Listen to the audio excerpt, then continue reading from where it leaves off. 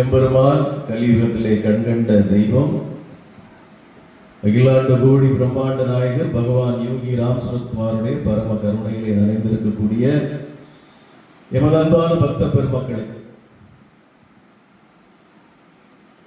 இந்த நாள் முதல் பகவானுடைய ஆராதனை விழா அடுத்த 10 தினங்களுக்கு சிறப்பாக நடைபெற இருக்கிறது.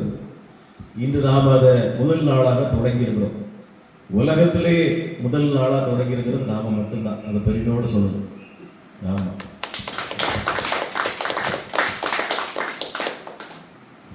அதே போல இந்த உலகத்திலேயே ஒரு சிறந்த வழிபாடு எதுன்னு கேட்டீங்கன்னா நாம இங்க செய்துட்டு இருக்கிற ஒரு வழிபாடு தான். ஏன் நாம செய்யறது மட்டும் ஏன் சிறந்த வழிபாடு? எதனால? என்ன சாமி சொல்றீங்க? உலகத்துல எவ்வளவு கோயில்கள், எவ்வளவு பெரிய பெரிய ஆட்கள் எவ்வளவு இருக்கிறாங்க, அதெல்லாம் நீங்க சிறந்த வழிபாடு இல்லை, இதுதான் சிறந்த வழிபாடு நீங்க எப்படி சொல்ல முடியும்? அது சிறந்த வழிபாடு இல்லைன்னு நம்ம சொல்லல, மிகச்சிறந்த வழிபாடு இதுன்னு நம்ம சொல்றோம். ஏன் இதை மிகச்சிறந்த வழிபாடுன்னு சொல்றோம்? ரொம்ப நேரம் பேசுறதுக்கு டைம் இல்லை, நல்லா சுருக்கமா நான் சொல்லிடுறேன். மற்ற கோயில்கள்ல என்ன பண்ணுவாங்க? மற்ற வழிபாடுகள் என்ன நடக்கும்? மற்ற கோயில்கள் என்ன பண்ணுவாங்க? மந்திரங்கள் ஓதுவாங்க தானே? மந்திரம் ஓதுவாங்கல்ல. மந்திரங்கள் ஓதுறது அப்படிங்கிறது நீங்க நல்ல மனசு வச்சுக்கோங்க. இந்த செய்வினை பண்றது, பேய் பிடி பார்க்கறது, கேரளாவில் ரொம்ப ஃபேமஸ் இந்த மந்திரவாதம் பண்றது. அவருக்கு பேர் என்னது? மந்திரவாதி. இந்த மந்திரவாதிக்கு வேலை என்ன? பேய் பிடி பார்க்கிறவன், பிசா இந்த இதெல்லாம் செய்வினை பண்றவன் இல்லை, அவனுக்கு பேரு மந்திரவாதி. அவன் வேலை என்ன? இந்த பேயை கட்டுறது, சாமியை கட்டுறது, இப்படிலாம் சொல்லுவாங்கல்ல, கட்டுறதுன்னு. அப்போ மந்திரங்கள் என்ன பண்றது? தெய்வத்தை கட்டுறது, தெய்வத்தை பிடிச்சி கம்பல் பண்ணி கட்டுறது. அதான உண்மை. அதான் அவனை மந்திரவாதின்னு சொல்றோம். மந்திரவாதியை கண்டா நீங்க வணங்குவீங்களா, பயப்படுவீங்களா? ஏன் மந்திரவாதியை பாக்குறீங்க? ஒரு மந்திரவாதி பயங்கரமா நிக்கிறான், அவனை பார்த்தா பயப்படுவீங்களா, வணங்குவீங்களா? இந்த மந்திரங்கள் ஓதுறத அவன் மந்திரவாதின்னு சொல்றான். அப்ப அவன் இந்த மந்திரவாதத்தை என்ன பண்றான்? தெய்வத்தை கட்டுறான், தெய்வத்தை கட்டுப்படுத்துறான். ஒரு தெய்வத்தை கட்டுப்படுத்துறது நியாயமா? ஒரு தெய்வத்தை கட்டுப்படுத்துறது இல்ல கட்டுறது இதெல்லாம் நியாயமா? தெய்வத்தை கட்டுப்படுத்துறது இல்ல நீ இதை செய்யணும் ஆர்டர் போடுறது அதுங்கிறது நியாயமா? நியாயம் இல்லையாமா? நியாயம். அப்ப இந்த மந்திரங்கள் ஓதுறது, மந்திரவாதம் பண்றது, தெய்வத்துகளை அந்த மந்திரத்தை ஓதி கட்டுப்படுத்துறது, எங்கேயோ இருக்கிற சாமியை கொண்டு பிடிச்சி இங்க வைக்கிறது, இந்த சித்து வேலைகள் பண்றது, இதெல்லாம் நம்ம வழிபாடு இல்லை. அப்ப இங்க நாம என்ன பண்றோம்? நாம ஜபம் பண்றோம். நாம ஜபம் ஏன் பண்றோம் தெரியுமா? உங்க ஏஜ்ல இருக்கக்கூடிய பெண்களுக்கு இந்த உலகத்திலேயே மகிழ்ச்சியான ஒரு விஷயம் என்ன தெரியுமா? வரலட்சுமியா இருக்கட்டும், கிருஷ்ணவேணி அவங்களா இருக்கட்டும், இல்லை நம்ம பினுவா இருக்கட்டும், இல்லை பின்னால் லட்சுமி அக்காவா இருக்கட்டும், உங்களுக்கெல்லாம் வாழ்க்கையில மிக சந்தோஷமான ஒரு விஷயம் என்ன தெரியுமா? உங்க பேர பிள்ளை உங்க பேரை சொல்லி கூப்பிடுறதுதான். என் பினு சொன்னா உங்களுக்கு ஆஹா, என் பேர பிள்ளை என் பேரை சொல்லி கூப்பிடுதே, என் லட்சுமி என்ன வாட்டி அப்படின்னா, அம்மா என் பேர பிள்ளை என் பேரை சொல்லி கூப்பிடுதே.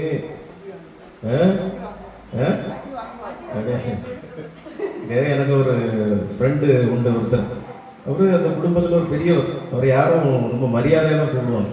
அவர் என்ன கொஞ்சம் தொல்லை தண்ணி நிற்பாங்க, ஒரு டயர் ரொம்ப மரியாதையாக இருப்பாங்க. அவர் ஒரு நாள் என்கிட்ட பேசுகிறப்போ, சார் நான் ரொம்ப சந்தோஷமா இருக்கேன் சார். ஏன்? என் பேர் என்ன? டே பிரபாகர், டே பிரபாகர் அப்படி கூப்பிடா சார். குடும்பத்தில் எல்லாரும் என்னது உங்களை பேரை சொல்லி கூப்பிடுறான். ஆனால் எனக்கு அதை போல சந்தோஷம் வேற என்ன? டே வாடா, டே பிரபாகர் வாடா, எனக்கு சந்தோஷமா இருக்கு சார் அப்படிங்கிறார். இந்த உலகத்துல பேரை சொல்லி கூப்பிடுறப்போ சந்தோஷம். நார்மலா ஒரு ஃப்ரெண்ட்ஷிப்புக்குள்ள நீங்க வாங்க போங்க அப்படி பேசினா ஒரு டிஸ்டன்ஸ் இருக்கும். அதோட ஒரு பேரை சொல்லி என்ன ராஜ் அப்படி சொல்றப்போ பேரை சொல்லி கூப்பிடுறப்போ கொஞ்சம் அன்னோன்யம் கூடும். இப்போ இறைவனை நாம அவருக்கு பேரை சொல்லிட்டே இருக்கும். உங்க பேரை குழந்தை தூங்குது, நீங்க கஷ்டப்பட்டு தூங்க வச்சிட்டீங்க, அது தூங்கிட்டு இருக்கச்சுல உங்க பேரை பினு பினு பினுன்னு சொல்லியிருந்தா உங்களுக்கு அதை விட சந்தோஷம் வேற என்ன? என் பேரப்புள்ள தூங்கச்சுல கூட என் பேரை சொல்லுதியா அப்படிங்கிறப்போ இதே தான் இறைவனுக்கு. அவனுடைய பேரை நாம சொல்ல சொல்ல சொல்ல அவனுக்கு சந்தோஷம் தாங்க. என் பேரையே சொல்லிட்டு இருக்கிறானே, என் நாமத்தையே சொல்லிட்டு இருக்கிறானே அப்படின்னு அவன் சந்தோஷப்படுவான். அடுத்தது, மந்திரவாதத்துக்கும் நாம ஜபத்துக்கும் என்ன வித்தியாசம்னா, நீங்க வெறுமனே இறைவனுடைய பெயரை மட்டும் சொல்லல, உனக்கு ஜெயம் உண்டாகுங்க, உனக்கு வெற்றி உண்டாகுங்கன்னு நம்ம பாடும்.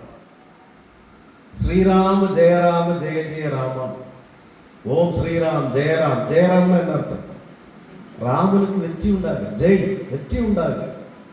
உங்க பேரப்புல சொல்லுது, எங்க தாத்தாவுக்கு வெற்றி உண்டாகுங்க, எங்க ராஜ் தாத்தாவுக்கு ஜெயிக்கணும், எங்க ராஜ் தாத்தா ஜெயிக்கணும்னு சொல்லுதுன்னா அவருக்கு அதோட சந்தோஷம், என் பேரப்புல கூட நான் ஜெயிக்கணும்னு சொல்லுது. உனக்கு வெற்றி உண்டாகுன்னு நம்ம சொல்றோம். ஜெய குரு ராயா, குருவுக்கெல்லாம் குருவானவரே உமக்கு வெற்றி உண்டாகுங்க நம்ம சொல்றோம். அப்ப இதற்கு இறைவன் மயங்குவானா?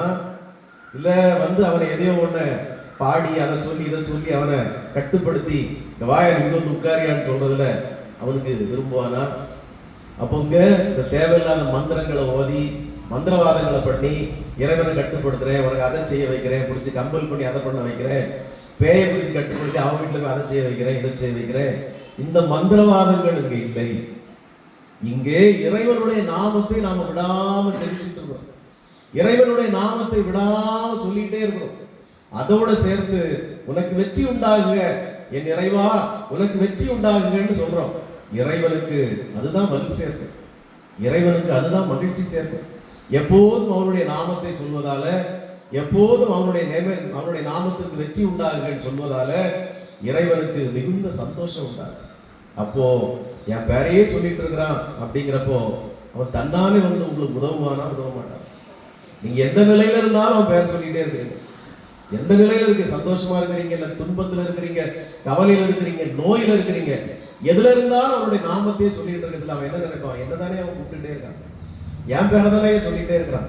இப்போ ஒண்ணும் இல்லைங்க, இப்போ நீங்க உங்கள ஏதோ ஒரு பாட்டியம்மா சென்னையில இருக்கிறீங்க, ஊர்ல உங்க பொண்ணோ பையனோ ஒரு பிள்ளைய வச்சுட்டு இருக்கிறாங்க. அந்த பிள்ளைக்கு உடம்பு சரியில்லை வச்சுக்கோமே, அம்மா அந்த பிள்ளைக்கு உடம்பு சரியில்லைம்மான்னு சொல்லி, நான் பரவாயில்லம்மா நீ ஹாஸ்பிட்டல் வச்சு பாருங்க, இதுக்கு வேண்டி அங்கேருந்து வரணும். இப்போ சென்னையிலேருந்து பஸ்ஸில் வரதுனா கூட 3000 4000 ஆகும், ஃப்ளைட்டில் வரதா 7000 8000 சீசனை பொறுத்து ஆகுது. ட்ரெயினில் அதுவும் இப்போ வந்தே பாரத்னா ஒரு ரேட்டு, சாதாரண ரயில்னா கூட அதுவும் 1000 ரூபாய் இருக்கும்னு நினைக்கிறேன். நான் ட்ரெயினில் போகிறதில்லை. அப்போ நீங்கள் சொல்கிறீங்க பார்த்துக்கப்பா, நீங்கள் பார்த்துக்கோ சரியாயிரம்னு சொல்கிறீங்க. ஆனால் அந்த குழந்தை 2-3 நாள் ஆகுது, ஹாஸ்பிட்டலே இருக்குது. அங்கே இருந்துட்டு அம்மா உன் பேரே சொல்லிட்டு இருக்குதுமா, அது நர்ஸ் ஊசி போட்டா, அப்போ அழைச்சல கூட உன் பேரை சொல்லிதாம்மா அழுது. உங்கள் மனசு உடனே அங்கே மெல்ட் ஆக ஆரம்பிக்கும், கரைய ஆரம்பிக்கும். ஐயோ அழைச்சல கூட என் பேரை சொல்லுதா, நர்ஸ் ஊசி போட்டா என் பினுபாட்டி எங்க, என் பினுபாட்டி எங்க, பினுபாட்டி எங்கன்னு அழுது அப்படின்னா உங்க மனசு கரைய ஆரம்பிச்சிடும். எப்பா என்ன கஷ்டப்பட்டாலும் பரவாயில்ல, டிக்கெட்டை போடுப்பா, நான் உடனே வாரேன் சொல்லுமா சொல்ல மாட்டோம். அப்போ அந்த நாமத்திற்கு, அந்த பெயருக்கு அவ்வளவு மகிமை இருக்கா இல்லையா? எந்த நிலையிலும் அவன் பேரே சொல்லிட்டு இருக்கச்சுல உங்க மனசு கரைவதை போலதான் அவன் மனசு கரையும். ஐயோ என் பேரே சொல்லி அழுதுட்டு இருக்கிறானே, என் பேரை சொல்லியே கலங்கிட்டு இருக்கிறானே, நான் இல்லைன்னா அவனுக்கு யார் இருக்கா என்று அந்த இறைவன் கரைந்துருவான். அவனை மெல்ட் பண்ண வைக்கிறோம், உருக வைக்கிறோம். நான் இது மந்திரத்தால் நடக்குமா? மந்திரத்தால் நடக்குமா? நடக்க. அப்ப நாம ஜபத்தின் மகிமை என்னன்னா இறைவனை உருக வைப்பது. அதனாலதான் நான் சொல்றேன், இறைவனை நீங்க தேடி போ, அவன் உங்களை தேடி வரணும்னா அது இதுதான் சூட்சம். அப்போ அவனுடைய நாமத்தை நாம பாட பாட பாட அவன் உருகுவான், நெகிழுவான், மனம் இறங்குவான். நீங்க ஒரு துன்பத்துல இருக்கிறீங்க, ஒரு குழிக்குள்ள கிடக்குறீங்க, உள்ள கிடந்துக்கிட்டு உங்க வேண்டப்பட்ட நீங்க அவர் வீட்டுக்காரர் கொடுக்குறீங்க, ஐயா ராஜன் எப்படியா காப்பாத்துறீங்கன்னு சொன்னதுல எந்த அரக்கனா இருந்தாலும் மனசு இறங்கும். ஐயோ என் பேரை சொல்லி கூப்பிடுதே, என்ன செய்ய, நான் தானே போகணும். தண்ணிக்குள்ள விழுந்துட்டீங்க, தண்ணிக்குள்ள கிடக்குறீங்க, ஏதோ ஆறு அடிச்சுட்டு போகுது, ஆத்துக்குள்ள கிடந்து பேரை சொல்லி கூப்பிட்டா நீங்க தான் ஐயோ என் பேரை சொல்லி கூப்பிடுதே காப்பாத்தணுமே இருக்கும்ல. பேரை சொல்லி கூப்பிட்டப்பறம் ஆறு அடிச்சுட்டு போயிட்டு வைங்க, கொஞ்சம் ஆகிற வரைக்கும் எனக்கு மறக்காது. ஐயோ என் பேரை சொல்லி கூப்பிட்டு நான் காப்பாத்தலையே போயிட்டே இருக்கும்ல. நேற்று சிங்கப்பூர்ல ஷாப்பிங் காம்ப்ளெக்ஸ்ல இருந்து ஒரு பொம்பளை கார் எடுத்துட்டு வெளியே வரச்சுல, ஒரு அம்மாவும் பிள்ளைய வெளிநாட்டுல இருந்து டூர் வந்தவங்க ஒரு அம்மாவும் பிள்ளைய கிராஸ் பண்ணதுல போய் இடிச்சுட்டா அந்த கார்ல. அந்த பிள்ளை செத்து போச்சு.